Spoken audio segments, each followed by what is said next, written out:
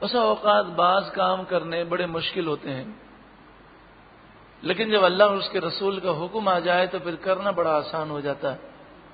مثلا ہم کسی کو قرضہ دیں یا کوئی بہت بڑی کاروباری ڈیل کریں، اور پھر ہو یہ کہ ہم نے مال دے دیا اور قیمت وہ 2 سال کے بعد واپس کرے گا، 2 سال کے بعد وہ ادا کرے گا، تو ایسے موقع پر اگر ہمارا قریبی عزیز ہو، رشتہ دار ہو، تو اسے کاغذ پر یہ سارا لکھوانا، سگنیچر کرانا اور گواہوں کے سگنیچر کرانا، یہ بڑا عجیب و غریب لوگوں کو لگتا ہے۔ سامنے والا بھی کہہ دیتا ہے کیا مجھ پر بھروسہ نہیں، اتنے اہتمام کیے جا رہے ہیں۔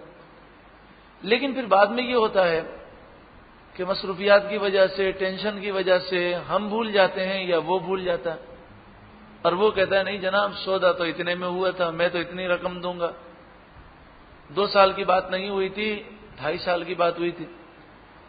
تو پھر بعد میں جب اختلافات پیدا ہوتے ہیں تو انسان کہتا ہے کاش میں لکھوا لیتا۔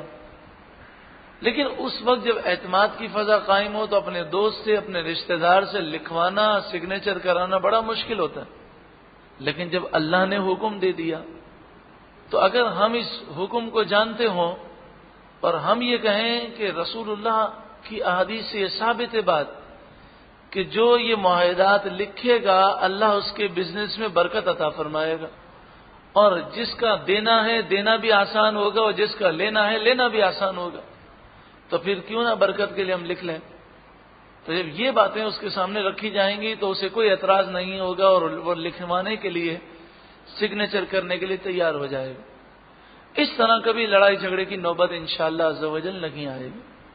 یا ایھا الذین آمنوا، اے ایمان والو، اذا تداینتم بدین، جب تم آپس میں لین دین کرو ایک دین کا، دین مانے قرض، الی اجل مسمی، ایک مقررہ مدت تک، فاکتبوہ، پس تم اسے لکھ لو۔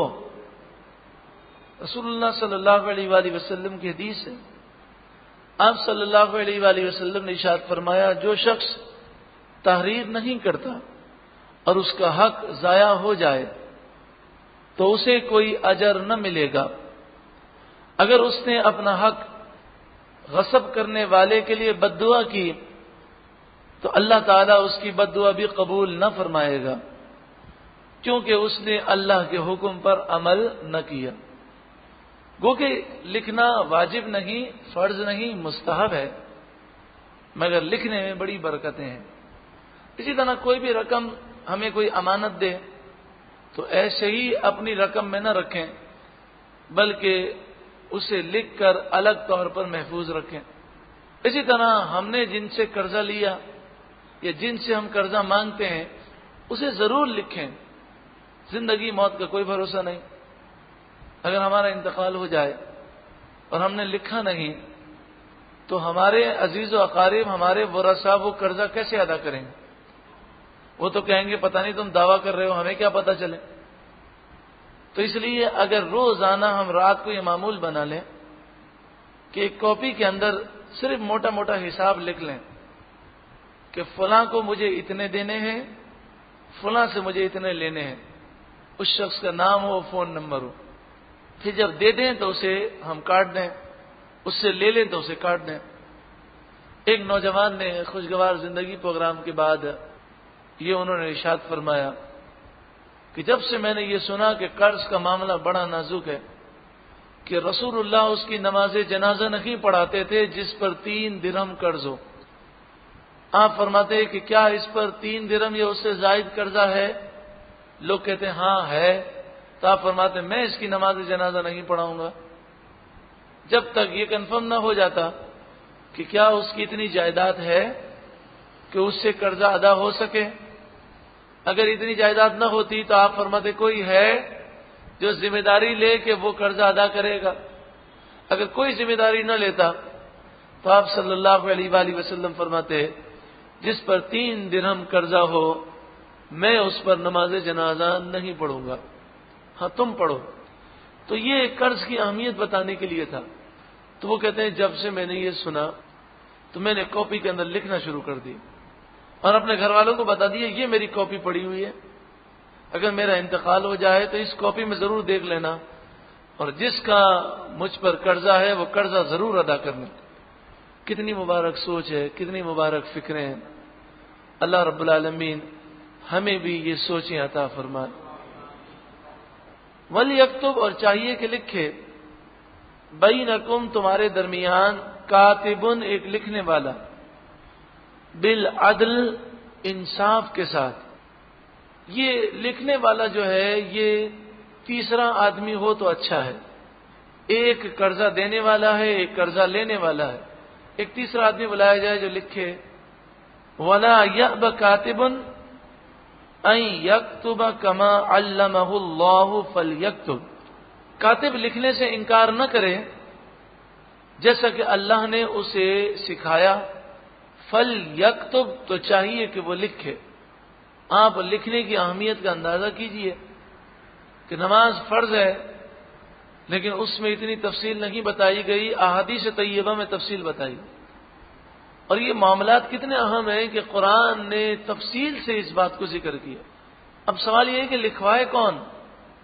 وَلْيُمْلِلِ الَّذِي عَلَيْهِ الْحَقُّ، اور چاہیے کہ لکھوائے وہ جس پر حق ہے، یعنی جو قرضہ لے رہا ہے وہ لکھوائے تاکہ اسے یاد رہے کہ میں نے کتنا قرضہ لیا ہے. کیونکہ دینے والے کو عام طور پہ یاد رہتا ہے، لینے والے کو یاد نہیں رہتا. آپ نے دیکھا ہوگا نا، ایک پین بھی ہم کسی کو دیں تو لینے والا تو بھول کر وہ جیب میں رکھ لے گا، لیکن ہمیں یاد ہوگا کہ یہ ہماری پین اس نے واپس نہیں کی. تو اسی لیے اللہ کے نیک بندوں کی یہ عادت تھی کہ وہ امانت کا بڑا خیال کرتے تھے. تو کسی کی کوئی چیز ہو تو فوراً وہ لوٹانے کی کوشش کرتے کہ چیز چاہے معمولی ہو، رومال تک چیز ہو، لیکن یہ انسانی فطرت ہے کہ ہم نے کسی کو چیز دی اور اس نے واپس نہیں کی تو جب تک واپس نہیں آتی وہ یاد آتی رہتی ہے. تو اس لیے لینے والا اکثر بھول جاتا ہے، تو فرمایا جو قرضہ لینے والا ہے وہ لکھوائے، وہ بولے، تاکہ وہ کل یہ نہ کہے کہ جناب یہ تو زیادہ لکھ دیا، میں نے تو اتنا قرضہ نہیں لیا. وَلْيَتَّقِ اللَّهَ رَبَّهُ، اور چاہیے کہ وہ اپنے رب اللہ سے ڈرے. وَلَا يَبْخَسْ مِنْهُ شَيْئًا، اور کسی چیز کو وہ کم نہ لکھوائے. فَإِنْ كَانَ الَّذِي عَلَيْهِ الْحَقُّ سَفِيهًا، پھر اگر وہ شخص کہ جس پر حق ہے، یعنی جو قرضہ لے رہا ہے یا جسے قرضہ دیا جا رہا ہے یا جس کے لیے دیا جا رہا ہے، وہ سفیہن، وہ سفی ہے. سفی کے معنی یہ ہے کہ اس میں اتنی عقل نہیں ہے، ناقص العقل ہے، عمر چھوٹی ہے، یا ذہن اتنا کام نہیں کرتا، وہ لکھوانے کی صلاحیت نہیں رکھتا. او ضعیفن، یا وہ کمزور ہے، بوڑھا ہے، اتنا دماغ بڑھاپے کی وجہ سے کام نہیں کرتا. او لا یستطیع ان یمل، یا کسی اور وجہ سے وہ لکھوانے کی طاقت نہیں رکھتا. لا یستطیع، وہ طاقت نہیں رکھتا، مثلا گونگا ہے، بول نہیں سکتا، یا جس زبان میں لکھوانا ہے وہ زبان اسے آتی نہیں، مثلا انگریزی نہیں آتی اور یہ ایگریمنٹ تیار ہو رہا ہے انگریزی میں، یا وہ چائنا میں ہے تو چائنیز زبان میں اسے نہیں آتی. ہوا فلیملل ولیہ بالعدل، تو وہ لکھوانے کی طاقت نہ رکھتا ہو تو چاہیے کہ اس کا ولی اس کی طرف سے انصاف کے ساتھ لکھوائے. ولی سے مراد سرپرست بھی ہے اور وکیل بھی یہاں پر مراد ہے. مثلا آپ کسی کو وکیل بنا دیں، بھئی آپ لکھوا دیں، یا کوئی آپ کا دوست ہو اسے کہہ دیں کہ بھئی مجھے لکھوانا نہیں آتا، آپ لکھوا دیں. یا وہ بچہ جس کے لیے پیسے دیے جا رہے ہیں وہ اگر نہیں لکھوا سکتا تو اس کا باپ یا کوئی دوسرا ولی لکھوا دے. وَاسْتَشْهِدُوا، اور تم گواہ بناؤ، شہیدین، دو گواہ، مِن رِجَالِكُمْ، مردوں میں سے، تو دو مرد گواہ بنائے جائیں اور مسلمان کے معاملات میں گواہ مسلمان بنے جو آزاد ہو اور بالغ ہو. فَإِن لَّمْ يَكُونَا رَجُلَيْنِ، پھر اگر 2 مرد تمہارے پاس نہ ہوں، فرجل تو ایک مرد کو گواہ بناؤ، وامرأتان اور 2 عورتوں کو گواہ بناؤ، ممن تردون من الشہداء جن گواہوں کو تم پسند کرتے ہو، یعنی جو عادل ہوں، اچھے ہوں، تم انہیں گواہ بناؤ۔ 2 عورتوں کو کیوں گواہ بنانے کا حکم ہے؟ ایک مرد اور ایک عورت کو نہیں بنا سکتے، ایک مرد اور 2 عورتیں۔ ان تضل احداہما کہ ایک اگر بھول جائے، فتذکر احداہما الاخری تو دوسری اسے یاد دلا دے، کیونکہ عورتوں میں مردوں کے مقابلے میں بھولنے کا مرض کچھ زیادہ ہے۔ یہ کوئی عورتوں کی توہین نہیں ہے، یہ فطری بات ہے۔ جیسے مثال کے طور پر ہم یہ کہیں کہ عام انسانوں کے مقابلے میں جو پہاڑی انسان ہیں وہ زیادہ مضبوط ہیں، اور شہروں میں رہنے والے جو مرد ہیں وہ کمزور ہوتے ہیں، تو یہ مردوں کی توہین نہیں ہے، بلکہ ہم فطرت بتا رہے ہیں کہ پہاڑوں میں رہنے والے بڑے مضبوط ہوتے ہیں۔ تو اسی طرح عام طور پر عورتوں کے مقابلے میں مرد زیادہ مضبوط ہوتے ہیں اور انہیں زیادہ یاد رہتا ہے، عورتوں میں بھولنے کا مرض کچھ زیادہ ہوتا ہے۔ جس طرح بچے ہیں کہ بچے ماشاءاللہ بچے تو کتنے پیارے ہیں، لیکن جوانوں کے مقابلے میں بچوں میں عقل جو ہے کم مانی جاتی ہے، لیکن کبھی کبھی ایسا ہوتا ہے کہ بعض بچوں میں جوانوں سے زیادہ عقل ہوتی ہے، تو بعض لوگوں کا اعتبار نہیں کیا جاتا، حکم جو ہے وہ اکثریت پر ہوتا ہے۔ تو حکم جو شریعت کا ہے وہ یہ ہے کہ گواہ بنائے جائیں تو ایک مرد اور 2 عورتیں گواہ بنیں۔ ہر معاملات میں یہ ضروری ہے، ایک مرد 2 عورتیں ہوں یا 2 مرد ہوں، لیکن جو حدود اور قصاص کے معاملات ہیں، جیسے کسی نے چوری کی تو اس کے خلاف گواہی ہے، تو اس میں صرف مردوں کی گواہی قبول کی جائے گی، عورتوں کی گواہی اس میں قبول نہیں کی جائے گی، کیونکہ اس میں تو یہ ہے نا کہ پھر چور کے ہاتھ کاٹنے ہیں۔ تو اس لیے حدود میں، قصاص کے معاملات میں صرف اور صرف مردوں کی گواہی اسلام میں قبول کی جائے گی۔ بعض معاملات ایسے ہیں کہ جن تک رسائی مردوں کی نہیں ہو سکتی، تو اس میں صرف عورتوں کی گواہی بلکہ ایک عورت کی گواہی بھی قبول ہے۔ مثلا بچے کی ولادت ہوئی تو یہ بچہ کس کا ہے؟ عورت کنواری ہے، یا عورتوں کے عیوب ہیں، یا حیض کے معاملات ہیں، اس کے علاوہ اس بچے کو یعنی یہ نسبت جو اس کی ماں سے حاصل ہے، تو یقیناً آپ جانتے ہیں کہ یہ ایسے معاملات ہیں کہ اس کے اندر مرد جو ہیں وہاں پر موجود نہیں ہو سکتے، تو اس لیے فرمایا کہ ان معاملات میں عورتوں کی گواہی قابل قبول ہے۔ حضرت قاضی شریح علیہ الرحمہ آپ نے ایک کیس کے اندر 2 عورتوں کو بلایا، وہ دونوں گواہ تھیں، تو آپ نے فرمایا ایک باہر چلی جائے، دوسری آئے، میں اکیلے میں گواہی لوں۔ تو اس عورت نے قرآن کی یہ آیت پڑھی، اور اس عورت نے کہا کہ جب 2 عورتوں کو گواہ بنانا ضروری ہے، یعنی ایک مرد کی جگہ 2 عورتیں ہوں، ایک مرد ہو اور دوسرے مرد کی جگہ 2 عورتیں ہوں، تو 2 عورتوں کو جو گواہ بنانا ضروری قرار دیا گیا، اس کی وجہ قرآن نے یہ بیان کی تاکہ ایک بھول جائے تو دوسری یاد دلا دے۔ جب آپ ہم سے الگ الگ گواہی لیں گے تو میں دوسری کو یاد کیسے دلا سکوں گی؟ تو قاضی شریح نے اس بات کی تصدیق کی اور اپنا فیصلہ واپس لیا اور دونوں کو بلایا اور دونوں کی گواہی ایک ساتھ آپ نے حاصل کی۔ وَلَا يَأْبَ الشُّهَدَاءُ إِذَا مَا دُعُوا جب گواہوں کو بلایا جائے تو وہ انکار نہ کریں۔ وَلَا تَسْأَمُوا أَن تَكْتُبُوهُ صَغِيرًا أَوْ كَبِيرًا إِلَى أَجَلٍ قرض چھوٹا ہو یا بڑا اسے لکھنے میں سستی نہ کرو۔ الا اجلی ایک مدت تک اگر قرض کا لین دین ہو تو اسے ضرور لکھو۔ ذالکم اقسط عند اللہ یہ اللہ کے نزدیک زیادہ انصاف کی بات ہے۔ واقوم للشہادہ اور اس سے گواہی زیادہ اچھی طرح قائم ہوتی ہے۔ وادنی اللہ ترتابوا اور یہ زیادہ قریب ہے کہ تم شک میں نہ پڑو.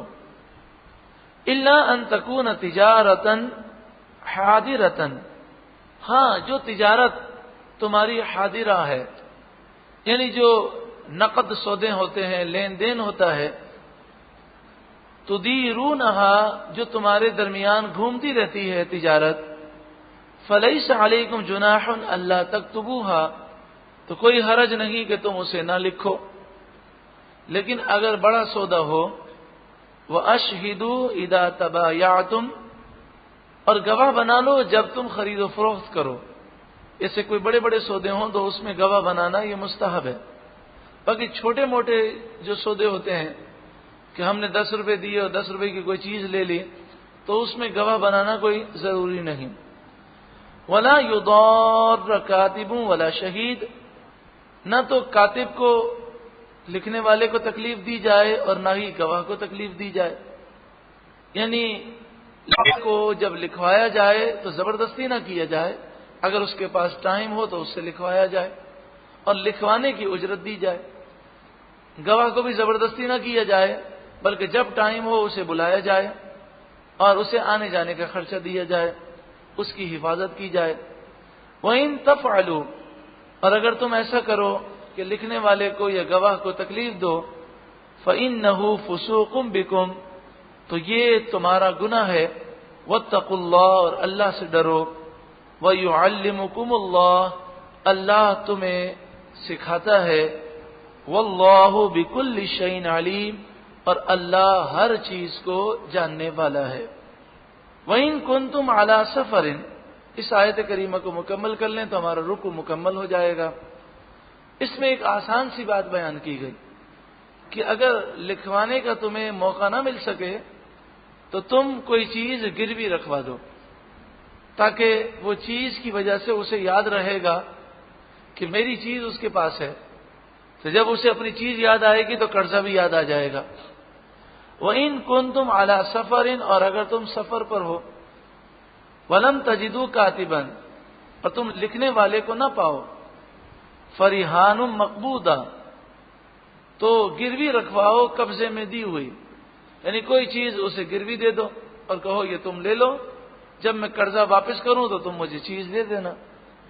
فَإِنْ أَمِنَ بَعْضُكُمْ بَعْضًا، پھر اگر ایک دوسرے سے تمہیں امن محسوس ہو، فَلْيُؤَدِّ الَّذِي اؤْتُمِنَ أَمَانَتَهُ، تو جسے امانت دار سمجھا گیا اسے چاہیے کہ وہ امانت واپس کر دے، یعنی قرضہ واپس کرے.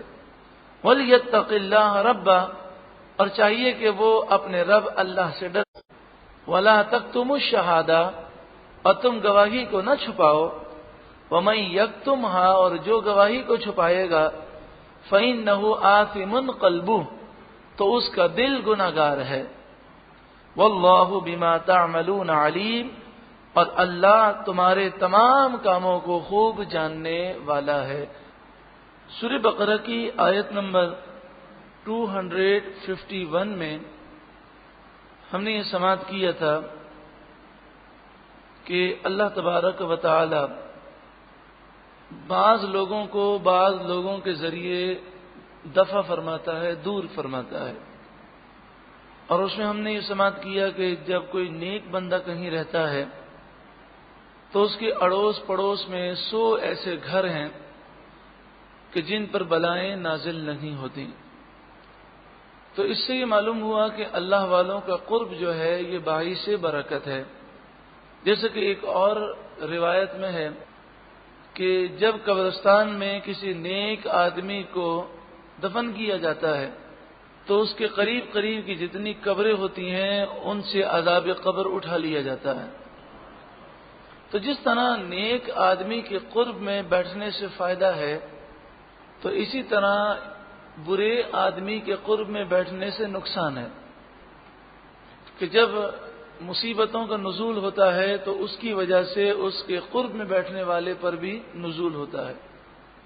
تو بس اس بات میں اتنی سی بات کہنی ہے کہ ہم ہر اس شخص سے اپنے آپ کو دور رکھیں کہ جو اللہ اور اس کے رسول کا نافرمان ہے، بے عمل ہے، گناہوں بھری زندگی گزار رہا ہے. اسی طرح جو کافر ہے، مشرک ہے، یہودی ہے، عیسائی ہے، ہندو ہے، کوئی بد عقیدہ ہے، بد مذہب ہے، اس سے اپنے آپ کو دور رکھنے کی کوشش کریں۔ ہاں، نیکی کی دعوت کے لیے، اسلام کی دعوت کے لیے، قرآن کی دعوت کے لیے جانا اور بات ہے، لیکن دوستی کرنا، محبت کے تعلقات کرنا، ہنسی مذاق کرنا اور ایسے ہی گھومنا پھرنا، یہ نحوست کا باعث ہے۔ کہ جیسا کہ آپ شاید اس سے پہلے سن چکے ہوں گے کہ حضرت علامہ ابن عساکر رضی اللہ تعالیٰ عنہ فرماتے ہیں کہ ایک بزرگ کسی کے سرہانے بیٹھے تھے، اس کا انتقال ہونے لگا، تو آپ نے کلمہ طیبہ کا ورد شروع کیا تاکہ اسے کلمہ یاد آ جائے اور وہ کلمہ پڑھ لے۔ تو اس مرنے والے نے کہا کہ آپ میرے سامنے کلمہ نہ پڑھیں، میں کلمہ نہیں پڑھ سکتا۔ تو آپ نے فرمایا اس کی وجہ کیا ہے؟ تو اس نے کہا وجہ یہ ہے کہ جب میں کلمہ پڑھنے لگتا ہوں تو ایک آگ میری طرف بڑھتی ہے اور وہ مجھے جلانے لگتی ہے۔ تو آپ نے فرمایا تو کون سا گناہ کرتا تھا؟ تو اسے کوئی گناہ تو یاد نہ تھا۔ تو آپ نے فرمایا یہ بتا کہ تیری دوستی کس سے تھی؟ تو اس نے کہا کہ میرا ایک دوست تھا جو حضرت صدیق اکبر اور حضرت عمر کی برائی کرتا تھا، جو شیخین کریمین کا گستاخ تھا۔ گو کہ میں نے کبھی زندگی میں گستاخی نہیں کی، لیکن ہاں وہ میرا دوست تھا۔ تو آپ نے فرمایا شیخین کریمین کے دشمن سے دوستی کرنے کی وجہ سے آج تو کلمہ طیبہ سے محروم کیا جا رہا ہے۔ اللہ رب العالمین عمل کی توفیق عطا فرمائے۔ دوسری بات یہ ہے کہ ہم نے سورہ بقرہ کی آیت نمبر 273 میں، اور یہ سورہ بقرہ کا 37واں رکوع اور تیسرے پارے کا 5واں رکوع ہے، یہاں پر ہم نے اصحاب صفہ کے متعلق سماعت کیا کہ وہ دین کے طالب علم ہیں، وہ مجاہد فی سبیل اللہ ہیں، انہوں نے اپنے آپ کو دین کے لیے وقف کیا ہوا ہے، تو ان کی خدمت کرنا یہ سب سے بڑا صدقہ ہے، سب سے بڑی خیرات ہے، سب سے بڑی نیکی ہے۔ تو اس میں ایک لفظ یہ تھا، یعنی آیت کریمہ کا ایک حصہ یہ تھا لا یسألون الناس الحافا، کہ وہ لپٹ لپٹ کر لوگوں سے سوال نہیں کرتے، اور اس سے پہلے یہ تھا یحسبهم الجاہل اغنیاء من التعفف، ناواقف ان کے سوال نہ کرنے کی وجہ سے انہیں مالدار سمجھتا ہے یا انہیں غنی سمجھتا ہے، تو سوال سے بچنے کی فضیلت معلوم ہوئی۔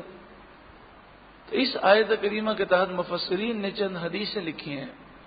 ترمذی شریف کتاب الزکاتی میں ہے، رسول اللہ صلی اللہ علیہ وآلہ وسلم نے فرمایا کہ جو بغیر ضرورت کے سوال کرے گا کل بروز قیامت اس کا چہرہ زخمی ہوگا، اور بخاری اور مسلم شریف کی روایت ہے کہ کل بروز قیامت اس کے چہرے پر گوشت نہیں ہوگا۔ مسلم شریف کی روایت ہے، رسول اللہ صلی اللہ علیہ وآلہ وسلم نے ارشاد فرمایا من سأل الناس اموالهم تکثرا، جو لوگوں سے اپنا مال بڑھانے کے لیے سوال کرتا ہے، فإنما يسأل جمرا، تو وہ تو انگارے کا سوال کرتا ہے، جو مال بڑھانے کے لیے سوال کرتا ہے وہ انگارے مانگ رہا ہے، فَلْيَسْتَقِلَّ مِنْهُ أَوْ لْيَسْتَكْثِرْ، اب چاہے وہ تو کم انگارے مانگے یا زیادہ انگارے مانگے، یعنی جتنا مال زیادہ کرے گا اتنے انگارے وہ زیادہ مانگ رہا ہے۔ عقید جہاں صلی اللہ علیہ وآلہ وسلم نے ارشاد فرمایا لَأَن يَغْدُو أَحَدُكُمْ، تم میں سے کوئی صبح کو جائے، فَيَحْتَطِبُ عَلَى ظَهْرِهِ، اور اپنی پیٹھ پر وہ لکڑیاں کاٹ کر رکھے اور پھر اس لکڑیوں کو بیچے، پھر جو رقم اسے حاصل ہو فَيَتَصَدَّقُ مِنْهُ وَيَسْتَغْنِي بِهِ عَنِ النَّاسِ خَيْرٌ لَهُ مِنْ أَنْ يَسْأَلَ رَجُلًا، پھر وہ اس رقم کو صدقہ کر دے یا اپنی ضروریات میں استعمال کرے اور لوگوں سے سوال نہ کرے، یہ بہتر ہے اس سے کہ یہ لوگوں سے مانگے، آتاہ او منعہ، لوگ اسے دیں یا نہ دیں۔ یعنی اس ذلت سے بہتر یہ ہے کہ بندہ لکڑیاں کاٹے اور لکڑیاں بیچے لیکن لوگوں سے سوال نہ کرے۔ در مختار دوسری جلد صفحہ نمبر 69، یہ فقہ حنفی کی بڑی معتبر کتاب ہے، در مختار۔ اسی پر علامہ شامی علیہ الرحمہ نے جو حاشیہ لکھا، جو آپ نے شرح فرمائی، اسے فتاوی شامی کہتے ہیں۔ فتاوی شامی کا ایک دوسرا نام ہے رد المحتاط، اور یہ فتاوی شامی در مختار کی تشریح ہے۔ تو در مختار دوسری جلد صفحہ نمبر 69 پر ہے، جس شخص کے پاس ایک دن کا کھانا ہو یا اس کے بدن میں اتنی طاقت ہو کہ وہ محنت مزدوری کر کے ایک دن کی خوراک حاصل کر سکے، تو اس کے لیے کھانے کا سوال کرنا یہ جائز نہیں۔ اور اگر دینے والے کو معلوم ہو کہ یہ اتنی طاقت رکھتا ہے یا یہ ایک دن کی خوراک رکھتا ہے، اس کے باوجود وہ اسے مال دے تو دینے والا بھی گناہگار ہوگا۔ اسی آیت کریمہ کے تحت مفسرین نے ایک واقعہ بھی بیان کیا، جو واقعہ بخاری شریف میں ہے کہ اصحاب صفہ کس قدر محنت اور مشقت کے ساتھ علم دین حاصل کرتے تھے اور وہ سوال سے کتنا بچتے تھے۔ سب سے زیادہ حدیثیں حضرت ابو ہریرہ رضی اللہ تعالی عنہ سے روایت ہیں۔ حضرت عبداللہ بن عمر رضی اللہ تعالی عنہ حدیثیں لکھا کرتے تھے، لیکن اس کے باوجود آپ سے صرف 700 حدیثیں روایت ہیں۔ لیکن حضرت ابو ہریرہ حدیث کو لکھتے بھی نہیں تھے، لیکن اللہ نے آپ کو وہ حافظہ عطا فرمایا، اور وہ حافظہ بھی کیسے ملا؟ جب وہ علم دین کے لیے محنت اور مشقت کرتے تو رسول اللہ صلی اللہ علیہ وآلہ وسلم نے ان پر پھر کیسا کرم فرمایا کہ ایک دن حضرت ابو ہریرہ کہنے لگے، یا رسول اللہ صلی اللہ علیہ وسلم، میں باتیں سنتا ہوں، حدیثیں سنتا ہوں، لیکن بھول جاتا ہوں، میرا حافظہ کمزور ہے۔ تو نبی اکرم صلی اللہ علیہ وآلہ وسلم نے ارشاد فرمایا، اور یہ حدیث بخاری شریف میں ہے، آپ نے فرمایا کہ اپنی چادر پھیلاؤ۔ آپ نے چادر پھیلائی، آپ نے اس طرح کوئی چیز ہاتھ میں لی، وہ چیز نظر نہیں آتی تھی لیکن وہ حافظہ تھا۔ دنیا کا کوئی بڑے سے بڑا سائنٹسٹ، بڑے سے بڑا ڈاکٹر حافظہ نہیں پکڑ سکتا۔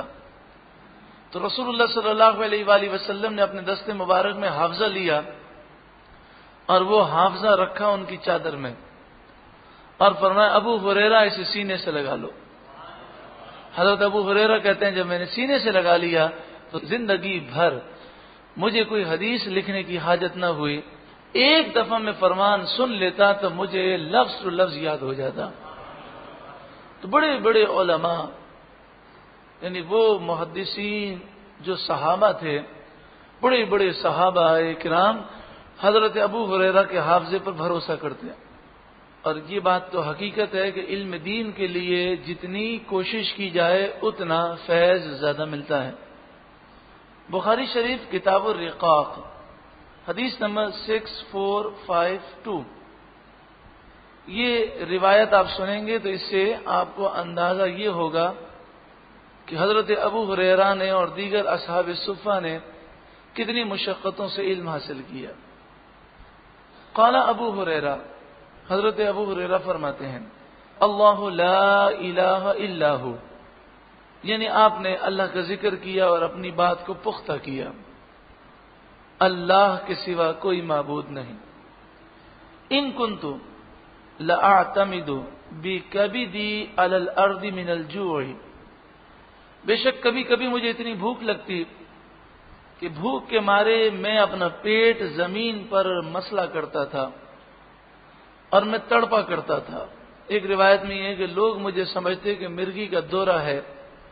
اس زمانے میں مرگی کے دورے کا علاج یہ ہوتا تھا کہ اس کے ماہرین آ کر گردن پر پاؤں رکھتے تھے، تو گردن پر ایک خاص انداز سے جب وہ پاؤں رکھتے تھے تو مرگی کا دورہ ختم ہو جاتا تھا۔ تو میں بھوک سے تڑپ رہا ہوتا اور لوگ سمجھتے مجھے مرگی کا دورہ ہے تو بلا کے آتے، اور ایسے لوگ میری گردن پر پاؤں رکھتے، لیکن انہیں کیا معلوم کہ میں بھوک سے تڑپ رہا ہوں۔ لیکن حضرت ابو ہریرہ نے زبان سے نہیں کہا کہ مجھے بھوک لگی ہے، قربان جائیے۔ وَإِن كُنتُ لَأَشَدُّ الْحَجَرَ عَلَى بَطْنِي مِنَ الْجُوعِ، بھوک سے میں اپنے پیٹ پر پتھر باندھ لیا کرتا۔ وَلَقَدْ قَعَدْتُ يَوْمًا عَلَى طَرِيقِهِمُ الَّذِي يَخْرُجُونَ مِنْهُ، ایک دن مجھے بہت بھوک لگی، برداشت سے باہر تھے، تو میں ایسی جگہ بیٹھ گیا جہاں سے لوگوں کا گزرنے کا راستہ تھا۔ فمر ابو بکر، تو حضرت ابو بکر گزرے۔ فسألته عن آیت من کتاب اللہ، تو میں نے ان سے قرآن کی ایک آیت کے بارے میں سوال کیا۔ یعنی ڈائریکٹ میں یہ نہیں کہہ سکتا تھا کہ مجھے بھوک لگی ہے، میں نے سوچا کہ میں سوال کروں گا، وہ جواب دیں گے، اور باتوں باتوں میں وہ مجھے گھر لے جائیں گے، تو کھانے کا وقت ہوگا تو مجھے کھانا کھلا دیں گے۔ لیکن حضرت صدیق اکبر کی توجہ اس طرف نہ ہوئی، آپ نے جواب دیا فمر ولم یفعل، آپ نے جواب دیا اور آپ تشریف لے گئے، انہیں کھانے کی دعوت آپ نے نہ دی۔ ثم مر بی عمر فسألته عن آیت من کتاب اللہ، پھر حضرت عمر کا گزر ہوا، حضرت عمر رضی اللہ تعالیٰ عنہ سے بھی انہوں نے، آپ فرماتے ہیں میں نے سوال کیا قرآن کی ایک آیت کے بارے میں، ما سألته الا لیشبعنی، میں نے ان سے بھی سوال اسی لیے کیا تھا تاکہ وہ مجھے کھانا کھلائیں۔ فمر فلم یفعل، انہوں نے قرآن کی آیت کے بارے میں جواب دیا اور آپ تشریف لے گئے اور آپ کی توجہ میری بھوک کی طرف نہ ہوئی۔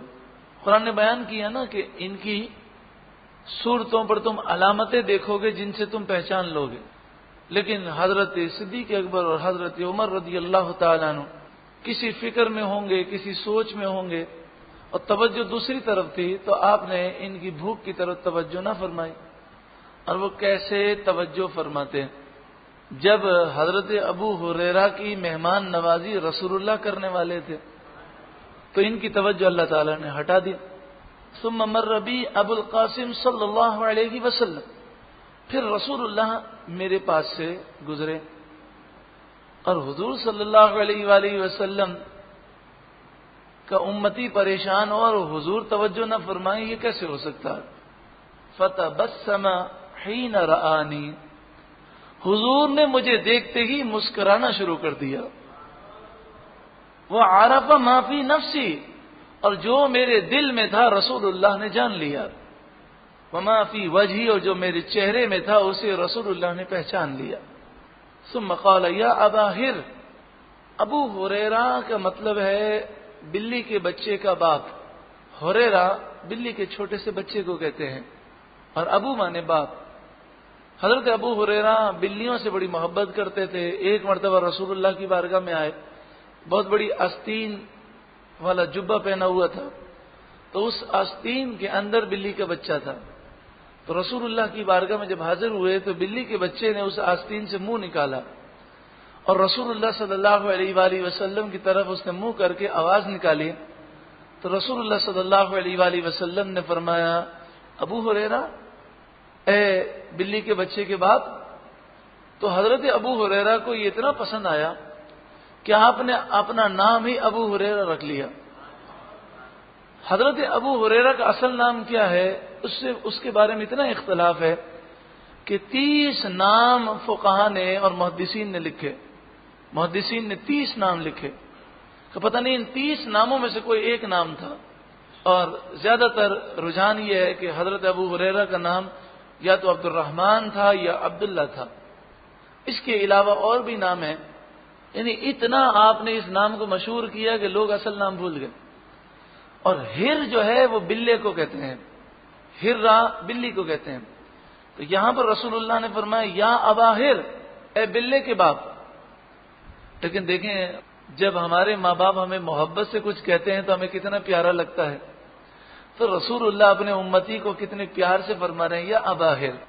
بعض لوگ کہتے ہیں لبیک اللہم لبیک پڑھا جاتا ہے نا، تو بعض عاشق کہتے ہیں لبیک یا رسول اللہ، تو کہتے ہیں یہ تو شرک ہو گیا. پھر لبیک اللہم لبیک تو اللہ کے لیے پڑھتے ہیں، انہوں نے لبیک یا رسول اللہ کہہ دیا. تب دیکھیں حضرت ابو ہریرہ کیا کہتے ہیں. ثم قال یا اباہر، تو رسول اللہ نے مجھ سے فرمایا اے اباہر، قلت لبیک یا رسول اللہ. بخاری کی روایت حدیث نمبر 6452 کتاب الرقاق. قلت لبیک یا رسول اللہ، میں نے کہا لبیک یا رسول اللہ، یا رسول اللہ میں حاضر ہوں. آپ صلی اللہ علیہ وسلم نے فرمایا الحق، چلیے. ومدا، یہ کہہ کر آپ صلی اللہ علیہ وآلہ وسلم تشریف لے گئے. فتبعتہ، تو میں حضور کے پیچھے پیچھے چلنے لگا. فدخل، رسول اللہ اپنے کاشانہ اقدس میں داخل ہوئے. فاستأذن، تو میں نے رسول اللہ سے اجازت طلب کی. فأذن لی، تو رسول اللہ نے مجھے اندر داخل ہونے کی اجازت دی. فدخل فوجد لبنا فی قدح، قدح مانے پیالہ، لبنا مانے دودھ. رسول اللہ صلی اللہ علیہ وآلہ وسلم نے گھر میں ایک پیالہ پایا جس میں دودھ رکھا ہوا تھا. فقال من این هذا اللبن، رسول اللہ نے فرمایا یہ دودھ کہاں سے آیا؟ قالوا اہداہ لک فلان او فلانا، تو گھر والوں نے کہا کہ آپ کی خدمت میں فلاں مرد نے یا فلاں عورت نے ہدیہ بھیجا ہے. قال اباہر، تو رسول اللہ نے مجھ سے فرمایا اے ابو ہریرہ، قلت لبیک یا رسول اللہ، میں نے یہی کہا لبیک یا رسول اللہ، یا رسول اللہ میں حاضر ہوں. قال الحق الى اہل الصفہ فادعوہم لی، آپ نے فرمایا جاؤ اصحاب صفہ کے پاس جاؤ اور انہیں میرے پاس لے کر آؤ. اصحاب صفہ کی تعداد یوں تو 400 تھی، لیکن جب یہ واقعہ ہوا تو اس وقت 70 اصحاب صفہ تھے. قال واہل الصفہ اضیاف الاسلام، حضرت ابو ہریرہ کہتے ہیں کہ اصحاب صفہ اسلام کے مہمان تھے. لا یأوون الی اہل ولا مال ولا علی احد، نہ ان کے گھر بار تھے، نہ مال تھا، اور نہ ہی یہ کسی کے پاس جاتے تھے. 24 گھنٹے رسول اللہ کے در دولت پر حاضر رہتے تھے. اذا اتته صدقۃ بعث بها الیہم ولم یتناول منها شیئا، جب حضور کی بارگاہ میں صدقہ آتا، یعنی زکوٰۃ یا صدقہ فطر اس طرح کی چیزیں پیش کی جاتی، تو آپ خود تناول نہ فرماتے بلکہ سارے کے سارا اصحاب صفہ کو بھیج دیتے. وَإِذَا أَتَتْهُ هَدِيَّةٌ أَرْسَلَ إِلَيْهِمْ وَأَصَابَ مِنْهَا وَأَشْرَكَهُمْ فِيهَا، اور جب کوئی ہدیہ اور تحفہ پیش کرتا تو آپ صلی اللہ علیہ وآلہ وسلم انہیں بلاتے، خود بھی تناول فرماتے اور انہیں بھی آپ پیش فرماتے، انہیں بھی دیتے. اب رسول اللہ نے دودھ کا پیالہ دیکھا اور فرمایا اصحاب صفہ کو بلا کر آئے. تو ابو ہریرہ سوچنے لگے 70 افراد ہے اور ایک دودھ کا پیالہ، اور مجھے تو بڑی بھوک لگی ہے. فقلت، تو میں نے اپنے دل میں کہا وما هذا اللبن فی اہل الصفہ، اس دودھ میں اصحاب صفہ کا کیا ہوگا؟ کسی کا پیٹ تو بھرے گا نہیں، 70 گھونٹ بھی نہیں بنتے ہی ہے، تو ایک ایک گھونٹ بھی کسی کو ملنا نہیں ہے. كنت احق انا ان اصیب من هذا اللبن شربة اتقوى بها، تو میں نے دل میں یہ سوچا کہ اگر رسول اللہ مجھے سہارا دے دیں تب بھی میرا اس دودھ سے پیٹ تو نہیں بھرے گا، لیکن تھوڑی بہت قوت آ جائے گی. ایک پیالے دودھ میں کیا ہوتا ہے؟ لیکن میری جرت نہ تھی کہ میں رسول اللہ کی بارگاہ میں یہ عرض کر سکتا. فَإِذَا جَاءَ أَمَرَنِي فَكُنْتُ أَنَا أُعْطِيهِمْ وَمَا عَسَىٰ أَن يَبْلُغَنِي مِنْ هَذَا اللَّبَنِ، پھر میں نے یہ سوچا کہ جب میں انہیں بلا کے لاؤں گا تو مجھے رسول اللہ فرمائیں گے کہ انہیں پلاؤ، اور یہاں کا دربار رسالت کا قاعدہ یہ ہے کہ پلانے والا سب سے آخر میں بھی ہے، تو میری باری آنی ہے سب سے آخر میں، پھر تو مجھے کچھ بھی نہیں ملے گا. وَلَمْ يَكُن مِّن طَاعَةِ اللَّهِ وَطَاعَةِ رَسُولِهِ بُدٌّ، لیکن یہ سارے دل کے خیالات تھے، اللہ اور اس کے رسول کی فرما برداری ضروری ہے۔ فَأَتَيْتُهُمْ فَدَعَوْتُهُمْ فَأَقْبَلُوا فَاسْتَأْذَنُوا، تو آپ کہتے ہیں میں گیا اور تمام اصحاب صفہ کو بلا کے لایا، انہوں نے حضور کی بارگاہ میں اجازت طلب کی اور سب حضور کی بارگاہ میں بیٹھنے لگے۔ قال یا ابا ہر، حضور نے فرمایا اے ابو ہریرہ، قلت لبیک یا رسول اللہ، قال خذ فاعطهم، تو رسول اللہ نے فرمایا کہ یہ دودھ لو اور سب کو پلاؤ۔ قال فاخذت القدح فجعلت اعطيه الرجل فيشرب حتى يروى، اب کہتے ہیں کہ میں دودھ پلانے لگا، ایک کو پیش کرتا، میں برکت دیکھ کر حیران ہو گیا کہ رسول اللہ کے حکم کے مطابق جب میں نے اصحاب صفہ میں سے ایک کو پیش کیا، وہ پیتے گئے پیتے گئے پیتے گئے، جب وہ سیر ہو گئے تو دوسرے کو میں نے پیش کیا، تیسرے کو پیش کیا، اس طرح 70 اصحاب صفہ تک یہ دودھ گھومتا رہا اور دودھ میں ایک قطرے کی کمی نہیں ہوئی۔ فأخذ القدح فوضعه على يده فنظر إلي فتبسم، قربان جائیے کیا وہ منظر ہوگا، پیارے آقا صلی اللہ علیہ وآلہ وسلم نے مجھ سے دودھ کا پیالہ لیا اور اسے اپنے دستے مبارک پر رکھا اور میری طرف نظر فرما کر مسکرانے لگے، یعنی مسکرا کر کہہ رہے ہیں کیوں ابو ہریرہ، تم تو سوچ رہے تھے نا کہ ایک قطرہ بھی نہیں ملے گا، دیکھو پورا دودھ برابر ہے۔ فقال یا ابا ہر، پھر فرمایا اے ابو ہریرہ، قلت لبیک یا رسول اللہ، یا رسول اللہ میں حاضر ہوں۔ یہ لبیک یا رسول اللہ جب یورپ کے گندے اخباروں نے گستاخی کی تو مدینہ منورہ، مکہ مکرمہ، جدہ شریف ایک ایسی لوگوں میں ولولہ، ایسا ولولہ اٹھا کہ وہاں کے لوگ بتاتے ہیں کہ ہر گاڑی کے پیچھے یہ اسٹیکر لگا دیا گیا لبیک یا رسول اللہ، فدا کا ابی و امی یا رسول اللہ، یا رسول اللہ میرے ماں باپ آپ پر قربان۔ تو عشق رسول کو مٹایا نہیں جا سکتا، چاہے اس کے لیے ڈالر خرچ کیے جائیں، چاہے ریال خرچ کیے جائیں، کیونکہ رسول اللہ نے فرمایا کہ دین آخر زمانے میں غریبوں میں باقی رہے گا۔ عقل کیا کہتی ہے کہ جب اہل حق غریب ہوں گے اور اہل باطل مالدار ہوں گے تو مال کے ذریعے مٹا دیں گے، لیکن حضور نے پھر فرما دیا کہ سب سے بڑا مسلمانوں کا گروہ حق پر رہے گا اور دنیا کی کوئی طاقت اسے مٹا نہ سکے گی۔ تو عشق رسول کو مٹایا نہیں جا سکتا اور یہ دبانے سے دبایا نہیں جا سکتا۔ عید کے دن مسجد نبوی شریف میں مصطفیٰ جان رحمت پہ لاکھوں سلام پڑھا گیا اور ایسا لگتا تھا ساری مسجد نبوی شریف میں جتنے لوگ ہیں سب کھڑے ہو کر عید کے دن مصطفیٰ جان رحمت پہ لاکھوں سلام پڑھ رہے ہیں، عربی میں صلاۃ و سلام پڑھ رہے ہیں۔ 12 ربیع الاول کی صبح ہمارے ایک عزیز دوست ہیں، انہوں نے کہا کہ صبح صادق کے وقت میں اسی سال 12 ربیع الاول کو مسجد نبوی شریف میں تھا، جیسے ہی صبح صادق ہوئی پوری مسجد نبوی شریف کے نمازی کھڑے ہو گئے اور وہ یا نبی سلام علیک ایک آواز ہو کر پڑھنے لگے، دنیا کی کوئی طاقت انہیں روک نہ سکے۔ تو جتنے ڈالر خرچ کیے جائیں، جتنے ریال خرچ کیے جائیں، عشق و محبت کو دبایا نہیں جا سکتا، یہ تو سرکار کا کرم ہے۔ لبیک یا رسول اللہ، حضرت ابو ہریرہ نے عرض کی یا رسول اللہ میں حاضر ہوں۔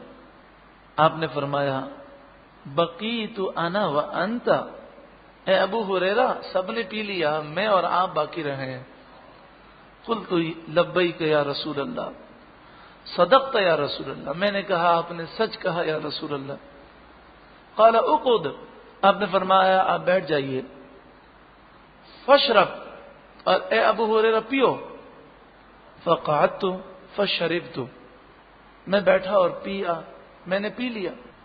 جب پی کر واپس کرنے لگا فقال اشرب، آپ نے فرمایا اور پیو۔ فشربت، میں نے مزید پیا۔ فما زال یقول اشرب، میں پیتا گیا، حضور یہی فرماتے رہے اور پیو اور پیو اور پیو اور پیو، میں حکم کی تعمیل میں اور پیتا رہا، پھر میں واپس دیتا، حضور فرماتا اور پیو، اب حکم تھا تو میں اور پیتا رہا، حتی قلت لا والذی بعثک بالحق ما اجد له مسلکا، یہاں تک کہ اب میرے پیٹ میں ایک قطرے کی گنجائش باقی نہ رہی، تو اب حکم کی تعمیل میرے بس میں نہ تھی، تو میں نے عرض کی اس ذات کی قسم جس نے آپ کو حق کے ساتھ بھیجا ہے، اب میرے گلے کے اندر ایک سوراخ بھی باقی نہیں جہاں میں دودھ کو ڈال سکوں، کیونکہ ان کے دل میں خیال آیا تھا کہ میں سب کو پلاؤں گا تو مجھے قطرہ نہیں ملے گا، تو رسول اللہ نے انہیں اتنا پلایا کہ ان کی زبان سے کہلوایا کہ اب میرے پیٹ میں بالکل جگہ نہیں۔ قال فأرنی، تو رسول اللہ نے فرمایا مجھے دکھاؤ، یعنی مجھے دو۔ فأعطيته القدح فحمد الله وسمى وشرب الفضل، تو میں نے حضور کو یہ پیالہ پیش کیا تو پیارے آقا صلی اللہ علیہ وآلہ وسلم نے اللہ کی حمد کی اور بسم اللہ شریف کو پڑھا، اور اس پیالے میں جتنا دودھ تھا اسے آپ نے ختم فرمایا۔ رسول اللہ صلی اللہ علیہ وآلہ وسلم جسے برکت دینا چاہیں برکت دے سکتے ہیں، اور یہ اللہ کی عطا سے ہے۔ آج بھی اگر ہم سچے رسول اللہ کے فرمانبردار بن جائیں اور سچے عاشق رسول بن جائیں، دنیا میں چاہے کتنی بھی بے برکتی ہے، کتنی بھی پریشانیاں ہیں، جب نظر مصطفیٰ ہم پر ہو جائے تو دونوں جہاں میں انشاءاللہ بیڑا پار ہو جائے گا۔ جب ہم نے 7واں رکوع مکمل کیا تو بات اس میں یہ آیت کریمہ کو بھی ہم نے سماعت کیا،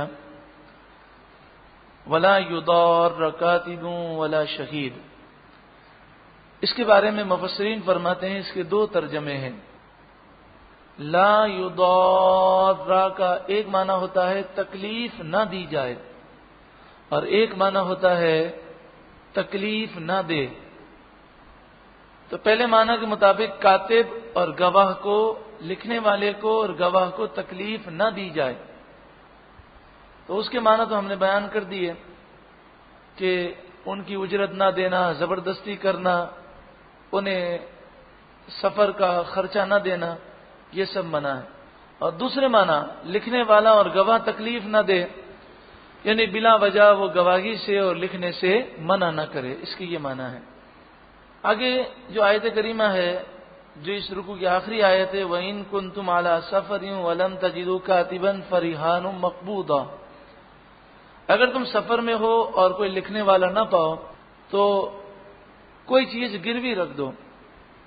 اس آیت کریمہ سے سفر میں گروی رکھنا ثابت ہوا، لیکن یہ سفر کے علاوہ بھی گروی رکھ سکتے ہیں، جیسے حدیث پاک سے ثابت ہے، بخاری شریف میں ہے، نبی اکرم صلی اللہ علیہ وآلہ وسلم نے اپنی ذراع مبارک جو ہے، یعنی وہ لوہے کی جیکٹ کہ جو سینے اور کمر کو وار سے محفوظ رکھتی ہے، وہ ذراع مبارک آپ نے ایک یہودی کے پاس بھجوائی اور اس کے پاس گروی رکھ کر آپ نے 20 صاع جو آپ نے منگوائے۔ 20 صاع کا مطلب یہ ہوا تقریباً 80 کلو جو آپ نے اس یہودی سے لیے، اور اس کے بدلے میں آپ نے اپنی ذراع جو ہے گروی رکھوائی، اور پھر جب آپ نے 20 صاع جو واپس کر دیے تو پھر اپنی ذراع دوبارہ حاصل کر لی۔ ایک روایت یہ ہے کہ نبی اکرم صلی اللہ علیہ وآلہ وسلم کا جب وصال ہوا تو آپ کی ذراع جو ہے وہ کسی یہودی کے پاس گروی تھی۔ اس سے معلوم ہوتا ہے کہ نبی اکرم صلی اللہ علیہ وآلہ وسلم اس قدر مہمان نواز تھے کہ اگر حضور کی بارگاہ میں کوئی مہمان آتا تو آپ قرضہ لے کر بھی اس کی مہمان نوازی فرماتے۔ اس رکوع کے اینڈ میں یہ بیان کیا گیا، وَلَا تَكْتُمُوا الشَّهَادَةَ، اور تم گواہی نہ چھپاؤ، وَمَن يَكْتُمْهَا فَإِنَّهُ آثِمٌ قَلْبُهُ، اور جو گواہی چھپائے تو بے شک اس کا دل جو ہے وہ گناہگار ہے۔ حضرت ابن عباس فرماتے ہیں رضی اللہ تعالی عنہما، کبیرہ گناہوں میں سب سے بڑا گناہ اللہ کے ساتھ شریک کرنا، جھوٹی گواہی دینا اور گواہی کو چھپانا ہے۔ یہاں پہ فرمایا گیا اس کا دل جو ہے گناہگار ہے. دل گناہگار ہے تو دل کے دو معنی ہیں. ایک معنی تو یہ ہے کہ جو گوشت کا لوتھڑا ہے وہ دل ہے اور وہ دھڑکتا ہے. لیکن ایک معنی یہ ہے دل سے مراد وہ بصیرت کا نور ہے، وہ فہم و فراست ہے، وہ عقل ہے. حضرت امام غزالی علیہ رحمت فرماتے ہیں کہ قرآن و حدیث میں جہاں دل کا لفظ ہے اور یہ جو فرمایا کہ دل کالا ہو گیا، اس سے مراد یہ دھڑکنے والا دل نہیں ہے، بلکہ دل سے مراد جو ہے وہ انسان کی سوچ اور عقل کا جو محور ہے وہ مراد ہے. وہ کہاں ہے؟ سائنسدانوں کو آج تک وہ چیز مل نہیں سکی. دل کالا ہو جاتا ہے اور دل روشن ہو جاتا ہے. اس کو اس طرح سمجھیں، کبھی کبھی انسان کو عبادت کرنے میں دل لگتا ہی نہیں. آدھے گھنٹے تک وہ کھڑا ہو سکتا ہے لیکن 4 رکعات فرض وہ ادا نہیں کر سکتا.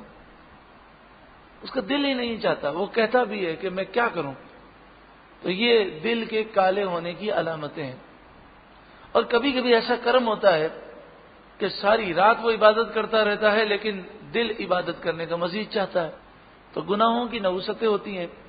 ایک بزرگ فرماتے ہیں کہ اگر تجھے عبادت میں سستی محسوس ہو تو کہیں نہ کہیں تجھ سے کوئی فضول جملہ نکل گیا ہوگا.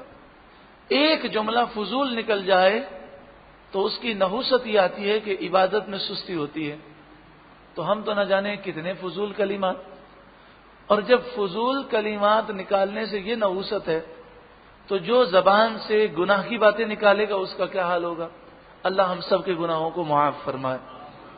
بخاری شریف کتاب الایمان حدیث نمبر 52، رسول اللہ صلی اللہ علیہ وآلہ وسلم نے ارشاد فرمایا: الا وان فی الجسد مضغہ، سن لو بے شک جسم میں ایک ٹکڑا ہے.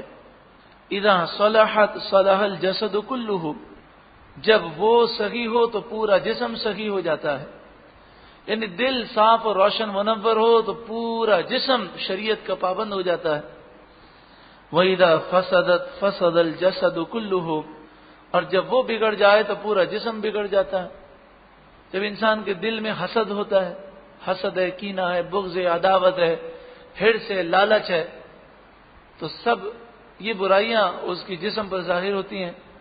الا وہی القلب، سن لو وہ